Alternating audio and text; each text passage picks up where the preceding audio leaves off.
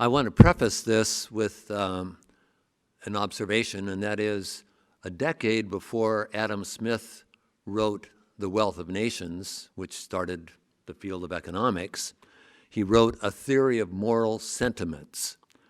He looked at how people treated one another and different institutional structures that promoted that. And David Brooks' book is The Second Mountain, The Quest for a Moral Life, continuing that great economics tradition. I've always admired David Brooks on the PBS NewsHour and through his opinion pieces in the New York Times. I actually met him in Washington, D.C. at a subway station.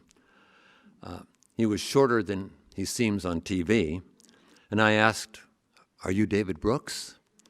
He smiled and he said yes, and I told him how much I enjoyed his commentary, and he said, "Thank you," in his typical humble way. So I've enjoyed reading several of his books, and I've chosen this one because it seems especially interesting. He discusses how one can live a meaningful life in our very self-centered world. He argues that the first half of life is about building up the ego and finding ways to achieve happiness. The second half of life's journey, that second mountain, requires shedding the ego, in his view, and losing oneself in service to others. He talks about this in 4 ways: service to a spouse or family, service to a vocation, to a philosophy or faith, and service to a community. He emphasizes that as opposed to happiness, finding joy and contentment comes through community, a movement from individualism to interdependence. And he talks about interdependence as being relationalism. So some of the paragraphs I'll be reading will be about that. So having moved now to the Forest at Duke community, his observations take on a particular relevance for me. So I'll start with the overview of the book and then a few paragraphs from the first chapter. Every so often, you meet people who radiate joy, who seem to know why they are put on the earth, who glow with a kind of inner light. Life, for these people, has often followed what we might think of as a two-mountain shape. They get out of school, they start a career, they begin climbing the mountain they thought they were meant to climb. Their goals on the first mountain are the ones our culture endorses: to be a success, to make your mark, to experience personal happiness. But when they get to the top of that mountain, something happens. They look around and find the view unsatisfying. They realize, this wasn't my mountain after all. There's another bigger mountain out there that is actually my mountain. And so they embark on a new journey. On the second mountain, life moves from self-centered to other-centered. They want the things that are truly worth wanting, not the things other people tell them to want. They embrace a life of interdependence, not independence. They surrender to a life of commitment. So from the introduction, the very first couple of paragraphs.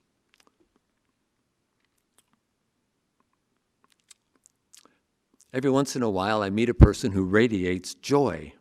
These are people who seem to glow with an inner light. They're kind, tranquil, delighted by small pleasures, and grateful for large ones. These people are not perfect. They get exhausted and stressed.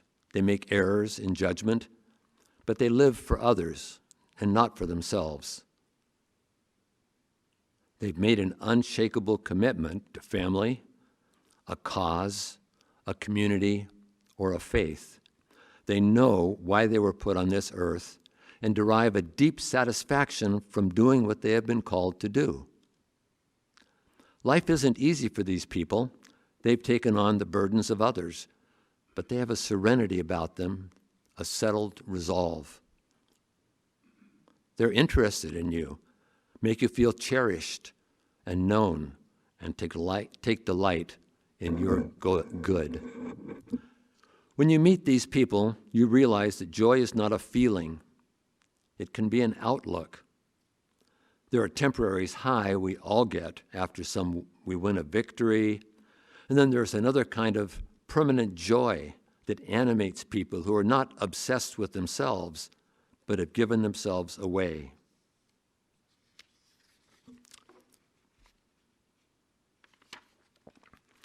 I often find that their life has what I think of as a two-mountain shape. They got out of school, began their career, started a family, and identified a mountain they thought they were meant to climb. I'm going to be a cop, a doctor, an entrepreneur, what have you. On the first mountain, we all have to perform certain life tasks, establish an identity, separate from our parents, cultivate our talents, build a secure ego, and try to make a mark in the world. People climbing that first mountain spend a lot of time thinking about reputation management. They're always keeping score. How do I measure up? Where do I rank? As the psychologist James Hollis puts it, at that stage, we have a tendency to think, I am what the world says I am. So I'm going to go back towards the latter chapters of the book.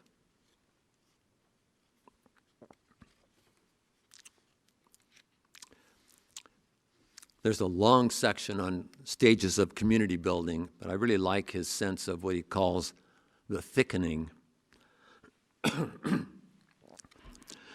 On the first mountain, the emphasis is on the unencumbered self, individual accomplishment, creating a society in which everyone is free to be themselves.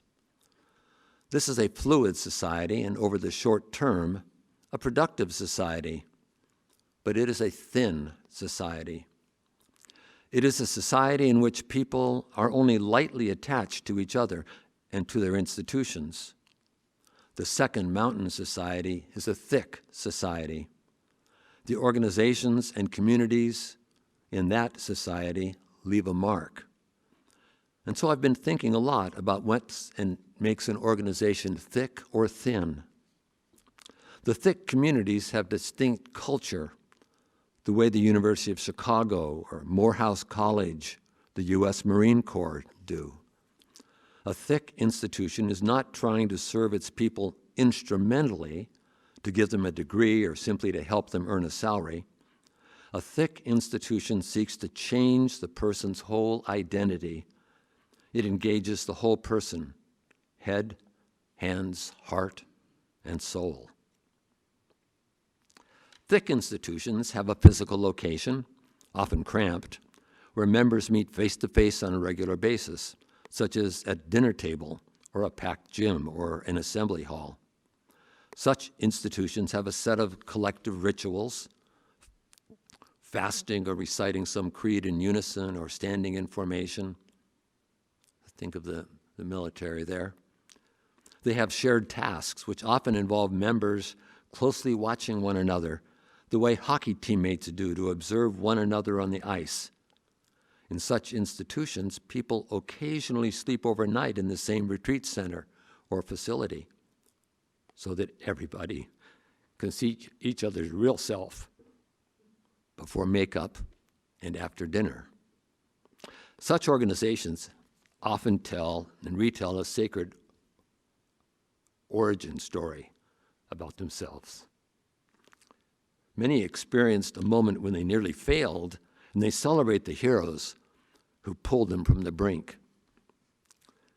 They incorporate music into daily life because it's hard not to become bonded with someone you have sung and danced with. They have idiosyncratic local cultures. Too many colleges, for example, feel like one another, but the ones that really leave a mark on their students, St. John's, Kenyon, Wheaton, MIT, have the courage to be distinct. You can love or hate such places, but when you meet a graduate, you know it. And when they meet each other, even decades hence, they know they have something important in common.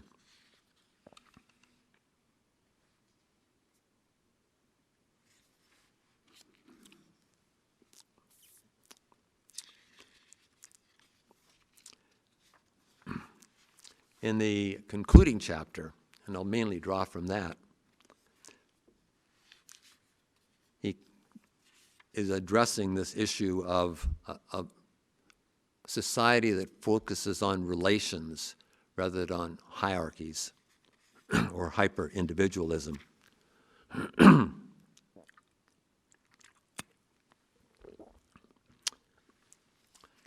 The core flaw of hyper-individualism is that it leads to a degradation and a pulverization of the human person.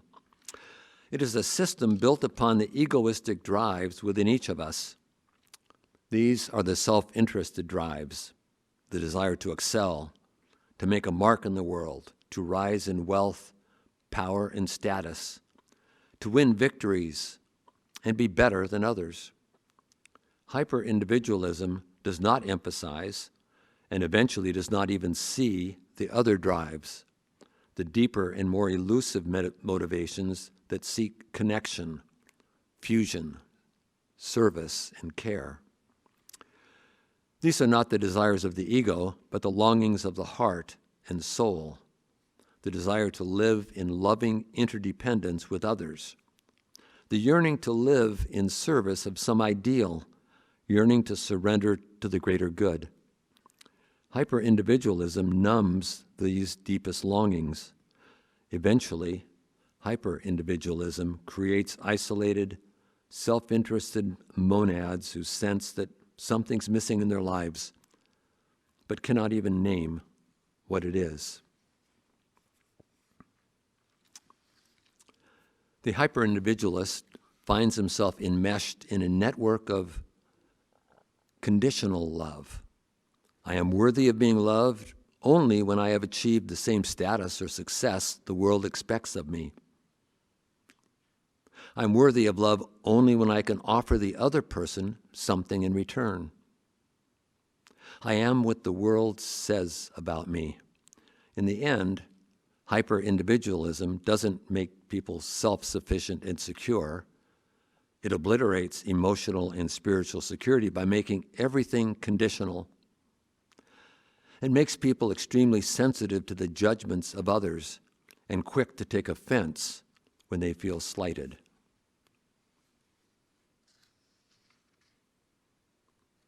When you build a whole society on an overly thin view of human nature, you wind up with a dehumanized culture in which people are starved of the things they yearn for most deeply.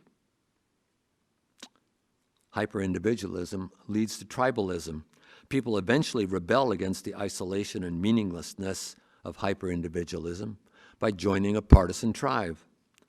This seems like relation, but actually it's the opposite. If the relationalist mentality is based on mutual affection, the tribalist mentality is based on mutual distrust. It is always us versus them, friend or enemy, destroy or be destroyed. Anger is the mode. The tribalist is seeking connection, but isolates himself ever more bitterly within his own resentments and distrust. Tribalism is the dark twin of community. The tragic paradox of hyper-individualism is that what began as an ecstatic liberation ends up as a war of tribe against tribe that crushes the individuals it sought to free. Then he has a section on relationalism. The revolution will be moral or it will not be at all. Modern society needs a moral ecology that rejects the reigning hyper-individualism of the moment, We need to articulate a creed that puts relation, not the individual, at the center, and which articulates in clear form the truths we all know, that we are formed by relationship, we are nourished by relationship, and we long for relationship. Life is not a solitary journey. It is building a home together. It's a process of being formed by attachments and then forming attachments in turn. It is a great chain of generations passing down gifts to one another. The hyper-individualist society sees society as a collection of individuals who contract with one another. The relationist sees society as a web of connections that in many ways precedes choice. A hyper-individualist sees the individual as a self-sufficient unit. The relationalist says a person is a node in a network. A personality is a movement toward others. As a child, each person's emotional and spiritual foundation is formed by the unconditional love of a caring adult. Each person's attachment style is formed by the dance of interactions between herself and a loving adult. We precedes me. As adults, we measure our lives by the quality of our relationships and the quality of our service to those relationships.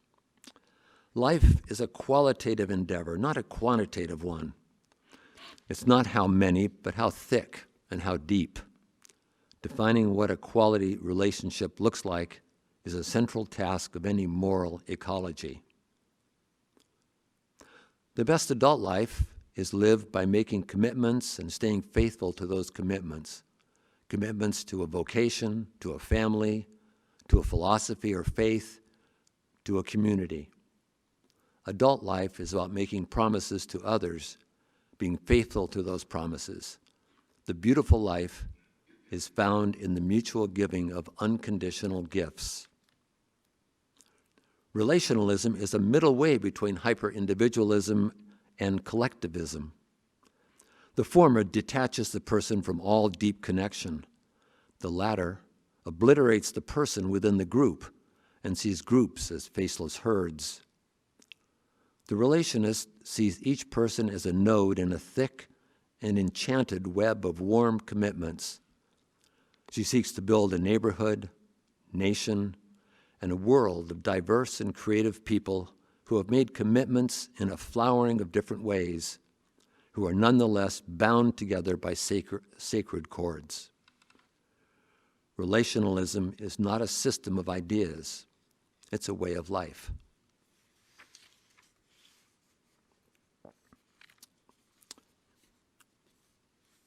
See the timing.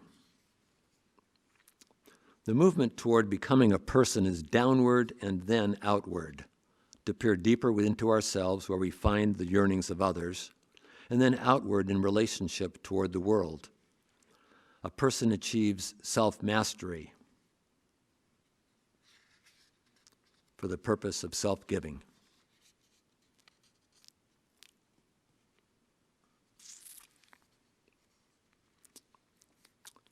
For the good life section.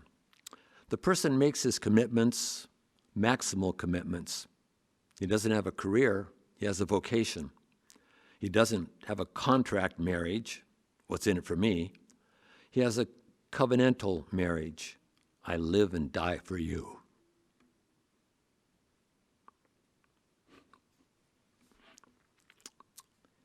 He doesn't just have opinions. He submits to a creed. He doesn't just live in a place, he helps build the community. Furthermore, he's not just committed to this abstract notion of community, he is committed to a specific community, to a specific person, to a specific creed, things grounded in particular times and places.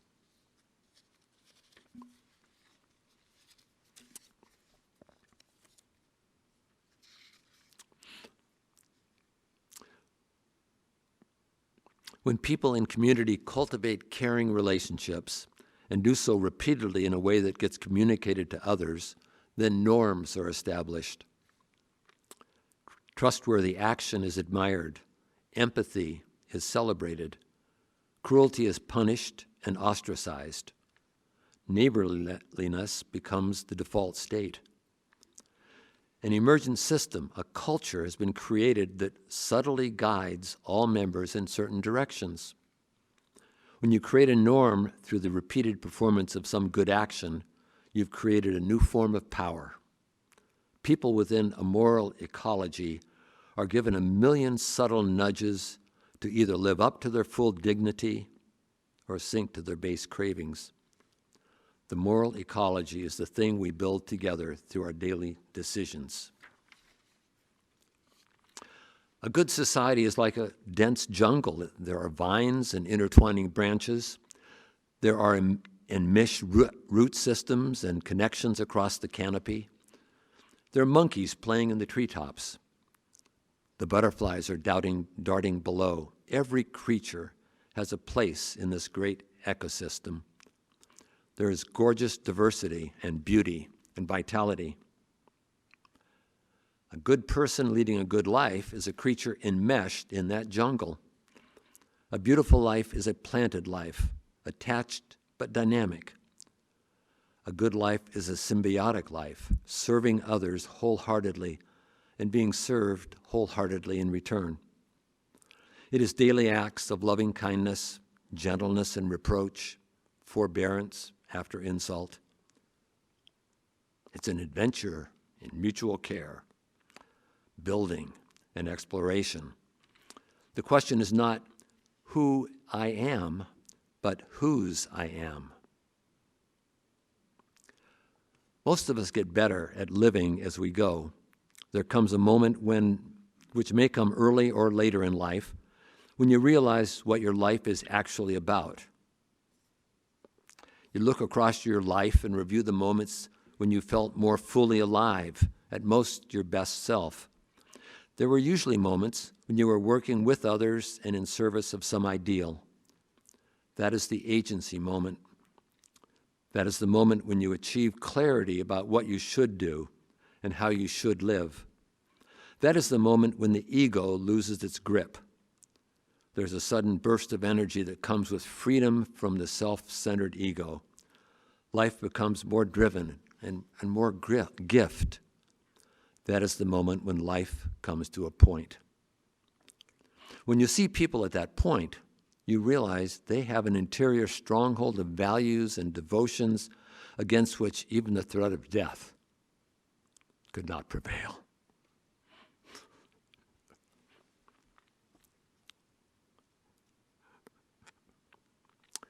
When you see people at that point, you see generosity that radiates out into the world. You see people giving of themselves, not even in grand ways, just in small favors.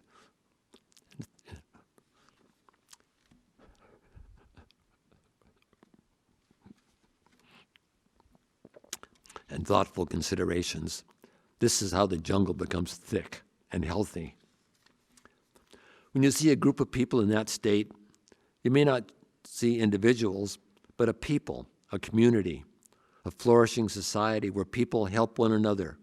They magnify one another's talents, enjoy one another's creativity, and rest in one another's hospitality. When you see people at that point, you see people with a power that overcomes division and mistrust. The last paragraph.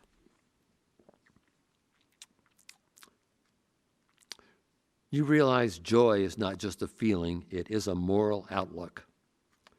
It is a permanent state of thanksgiving and friendship, communion and solidarity. This is not an end to troubles and cares.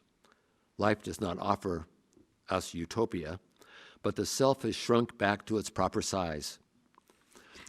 When relationships are tender, when commitments are strong, when communication is pure, when the wounds of life have been absorbed and the wrongs forgiven, people bend toward each other intertwined with one another, and some mystical combustion happens. Love emerges between people out of nothing as pure flame. Thank you.